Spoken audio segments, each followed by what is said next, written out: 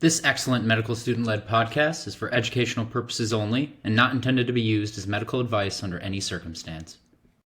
Hey everyone, welcome to episode 19 here of Alert and Oriented Podcast. This is Nick. Got Megan with me, Dr. Abrams, Dr. Gazinski. We have a little bit of a pretty fun episode planned for you guys today. So instead of having our traditional medical student discuss it, Megan and I decided to write up a case that we saw on our rotation that we recently had together. We thought this was a really interesting case, definitely challenged the way that we thought. And so we thought it'd be really fun to kind of flip the script here and have Dr. Abrams and Dr. Gazinski here kind of just take a shot at going through the aliquots themselves. So really looking forward to this. And Megan, you can go ahead and... Awesome. I'm excited. They won't admit it, but I think they look a little nervous. We'll see how things go. I see Dr. Abrams wiping sweat. Yeah. Lucky you can't see it. All right, so we'll get started. So I'm 40 years out of medical school now. No, not 40, but getting close. That's close, yeah. I'm- How much you remember? Less than 4 months out. So anything that appeared on step 1 or step 2 is way, way, way out of my whatever. That's what Kevin's a no comments on that. Okay, aliquot 1. Megan, take it away. Now, the 25-year-old male, no known past medical history, presented to an outside hospital with abdominal pain, nausea, and vomiting. He was found to be severely hypoxic to the mid-80s on arrival. The chest x-ray concerning for pneumonia. And due to respiratory distress, he was intubated and sent to our facility for escalation of care. I'm gonna jump in and be the leadoff hitter. I like to. When I played baseball, I was the leadoff hitter, and I think that suits me well in this scenario because there's a lot of pressure to get on base right when you start, right?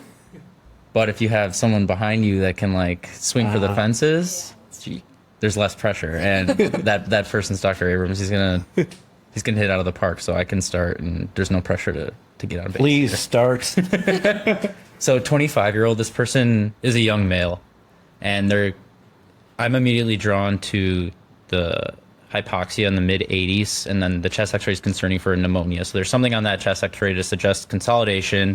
We'll see hopefully in a little bit whether that's one side or both sides. With him being hypoxic in the 80s, I'm worried that it's something bilaterally. He was then intubated, and so that just kind of paints the picture that this person's really struggling and is sick, which is unusual for a 25-year-old. We don't know any other past medical history at this time, but to frame the hypoxia on what he presented with, complaining of abdominal pain, nausea, and vomiting, I'd have a difficult time doing that because those aren't two that I'd normally connect together. But I think what would be important is to think a little more outside of the box, with abdominal pain maybe being referred pain. So perhaps it could be referred pain from the lungs, from the heart, from the thoracic muscles, etc. And then, I think that's as far as I can take it from right now. And then I ideally would like to explain the hypoxia. We know there's something concerning for pneumonia, but I'm also thinking of other things like vascular and heart related, and then pulmonary parenchymal related. Am I up? Yeah. So maybe I take the exact opposite approach to Nice. what Kevin did. And I start out with the patient's chief complaint and then try to work forward from there to the hypoxia instead of doing it backwards. So, you think about abdominal pain, nausea, and vomiting. Of course, my first question always is, where's the abdominal pain? Which I hope that you'll bring us to in a few minutes. And I go back, and anybody who works with me knows that my favorite medical school class is one that you guys don't do now, which was embryology. We learned some Where's this embryology. And I think about abdominal pain in an embryologic fashion. And so the question always is then, where was the abdominal pain? Is it foregut, midgut, hindgut pain? Hoping you wouldn't say. And again, because that places it anatomic. So if somebody says, I had pain in my periumbilical region, it puts me in a place. So I do ask that. And of course, nausea, vomiting, abdominal pain could put you in a lot of places to begin with.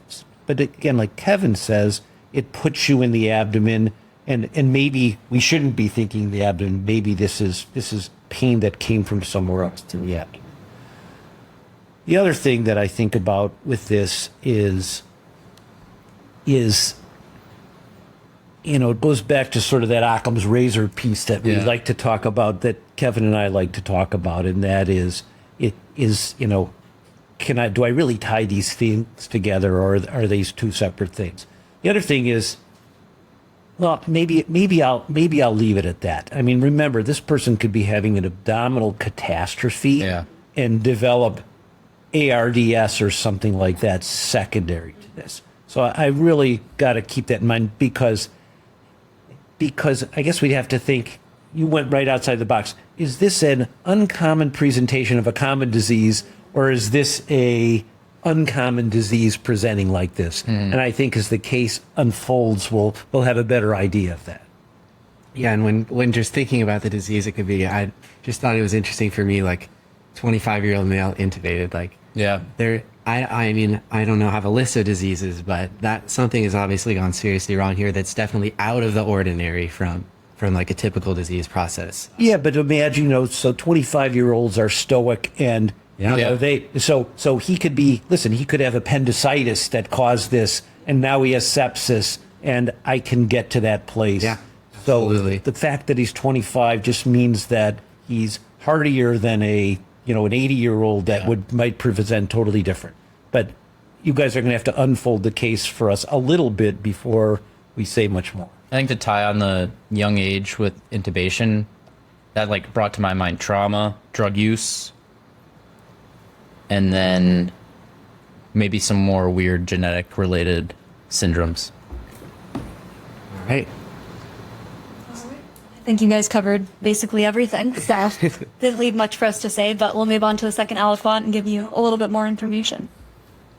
Okay, so a little more information about the patient here. He moved here from Guatemala 5 years ago. Just in terms of collateral history that was got on transfer here, they learned he reports weakness in his legs for as long as he could remember. He believes it was relatively stable now. Notes difficulty keeping up with his siblings, able to ambulate independently. Never been formally evaluated by a physician for this. In addition, there was reports of URI symptoms several weeks ago, which are resolved. There's no known family history of anything similar. The patient does not take any medications, denies any drug or alcohol use. So as this patient got transferred here, we were just trying to get all the information that we could, and these were some notable bits that we had. So how does this kind of, I guess, change what you're thinking here, or help evolve what you're thinking? So Kevin, I'll start, and then I will let you actually tie everything together. Okay.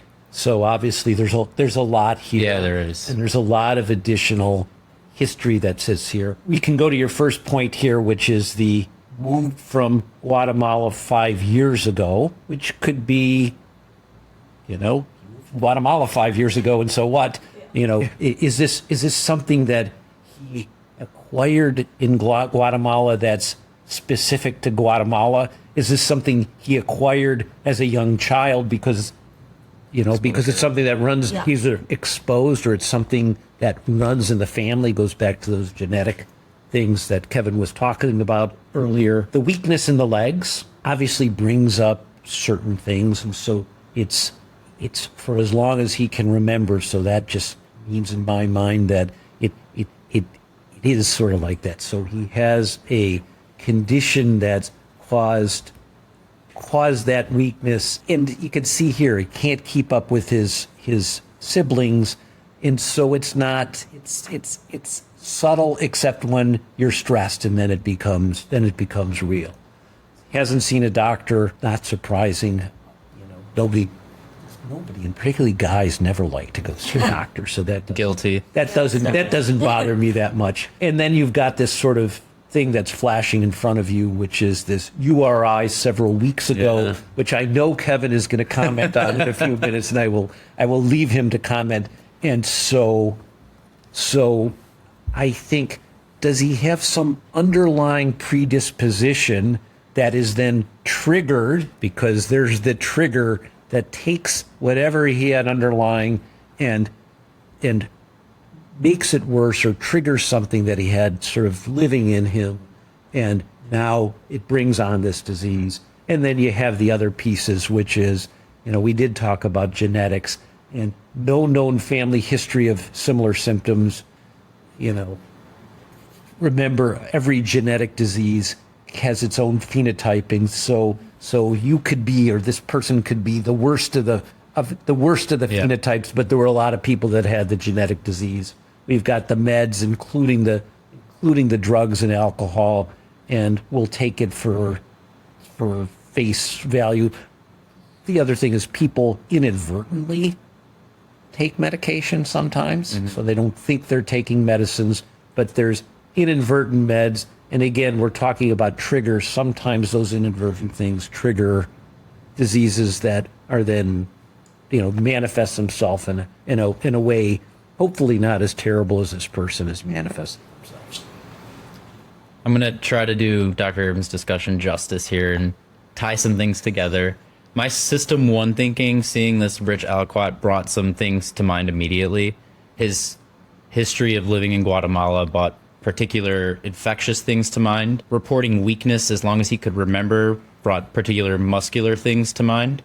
And then there's, whether it's a red herring or something we're going to anchor on, the URI symptom several weeks ago, it brings some neurological things to mind. So now trying to slow down and apply my system two thinking and take this in a little bit smaller pieces. I'm going to start with the URI symptom several weeks ago, which resolved, and now he's experiencing some acute worsening. I'm worried about something neurologic post-viral, such as Guillain-Barré. He could still have weakness for as long as he could remember, and then this led to molecular mimicry, etc., causing Guillain-Barré to present this acute worsening, ultimately compromising his respiratory system. The piece that he has difficulty keeping up with the siblings I find to be pretty interesting. This makes me think of muscular dystrophies in particular, or myositis. He's not complaining of muscle pain, but again, the URI is, particularly if I'm thinking in the autoimmune bucket, a URI preceding some acute worsening is another great story for the unmasking of some underlying autoimmune disease. He is male, which he's less likely than females to have autoimmune diseases. We don't have the family history to suggest there's autoimmune diseases, but I think there's still some info here that could suggest we go down that path. And now the Guatemala thing, this just raises, when I think of Guatemala, I'm thinking of a couple, and then paracoccidiomycosis. This doesn't really fit in my illness script for that, but I'll keep it in mind. And then Chagas disease, so trypanosoma cruzi, I believe. Not sure how to tie that in yet, but those are the two that come to mind when I'm thinking of this South American country. I feel reassured that there's no drug or alcohol use, and then no known medication use that helps us move away from those. But again, just with his current condition, I'm not sure how reliable the history could be. So just important to keep in mind, even though we can move them down being much less likely. So I got one comment and then one question. Yeah. Maybe I'll ask my question first, and that is your illness script for paracoccidiomycosis. I don't have one of those. What is it? It's lacking. It is step one factoids. I could be misspeaking, but I really think it's extremely similar to coccidiomycosis. The other thing that the comment is I'm struck by how many illnesses that, we like to think about Guillain-Barré, which is the first thing that comes to mind when you hear that. But there's so many other, and we'll use the term broadly, illnesses that seem to be triggered by viral infections now. And all of a sudden you can almost come up with this whole list of things that, we don't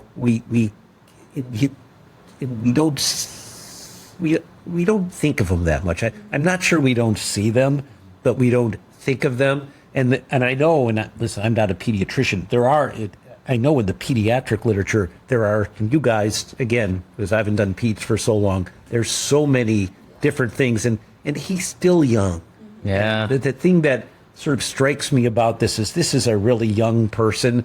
And although he's 25 and I'm sure he wants to be called an adult, I can kind of slide him back a little bit also. I think that's fair. So I just leave it at that.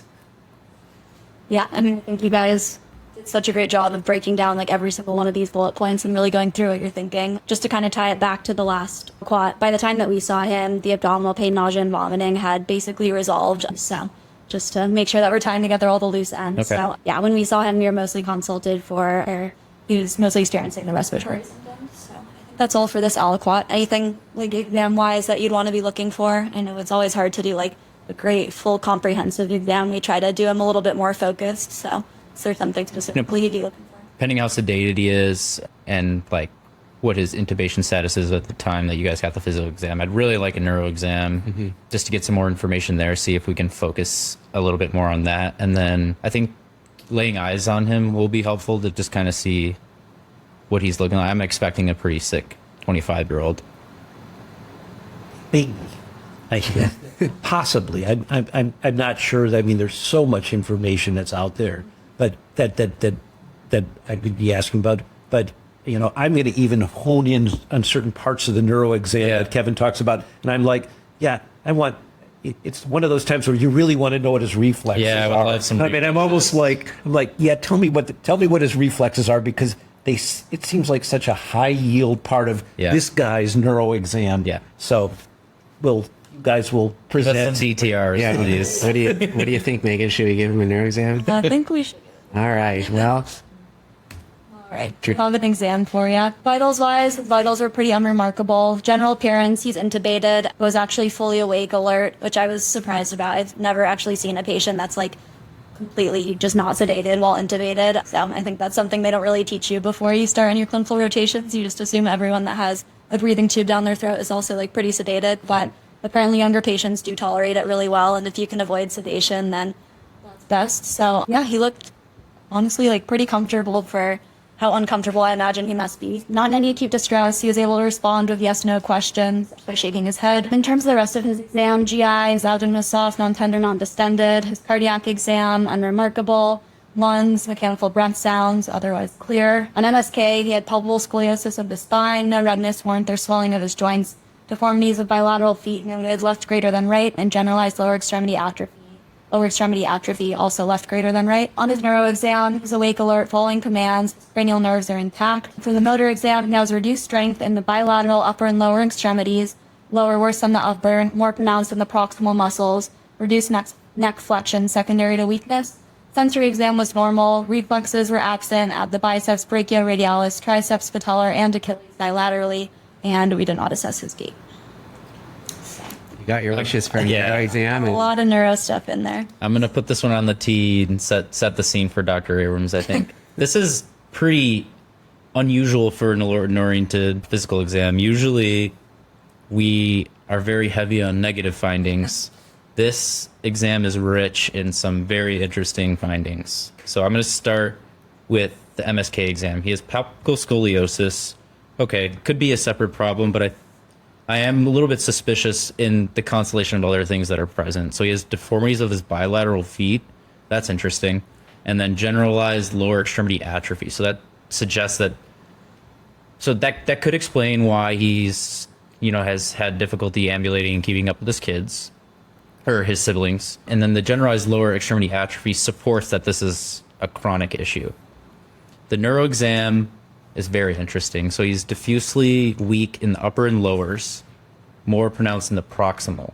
That isn't, when I'm hearing that, I'm thinking of various myositis related conditions.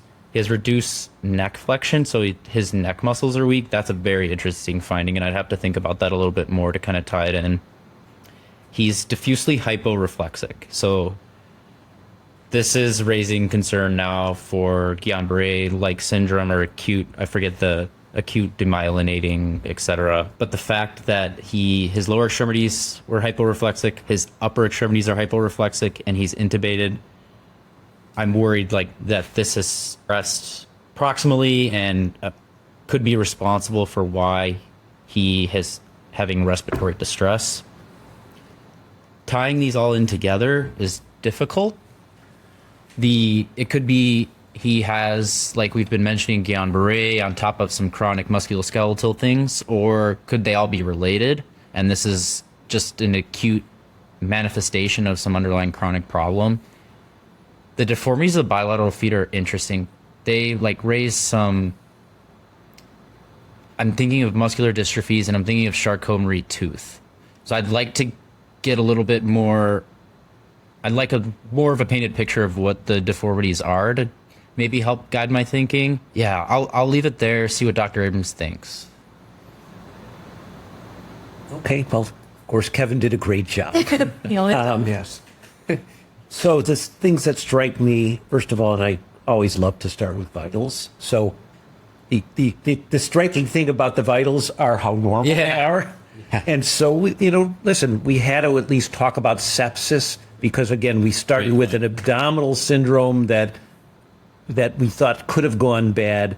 And, without seeing any more, I'm pretty much ruling out that this is some catastrophic bacterial infection. Yeah. I don't know about go back to your illness script for coccidiomycosis. I think I'm out with that. Yeah, feeling reassured. I'm also reassured that this isn't like a vascular catastrophe either with normal blood pressure. I mean, the vitals look great. Well, the other thing is I do want to go back to those, to those first sort of aliquots of information that we have, and say a couple of things regarding that. So, looking at this physical exam, this person has some chronic problem, and whether it's a muscular dystrophy syndrome or a spinal muscular atrophy syndrome or something along those lines, I think he kind of has it. The other piece that stands out here is